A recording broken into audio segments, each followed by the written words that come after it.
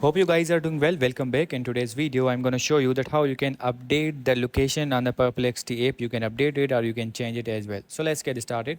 That how we can do this. So first of all, what we have to do, simply we have to open the app. I'm going to click on this, and after opening this, simply we need to go to this profile section. And after going to the profile section, simply we have to scroll down, and after scrolling down, you will be able to see the location. So let's click on the location here. And after clicking on the location, we need to search for the location we want to add. For example, I'm going to add the United States here.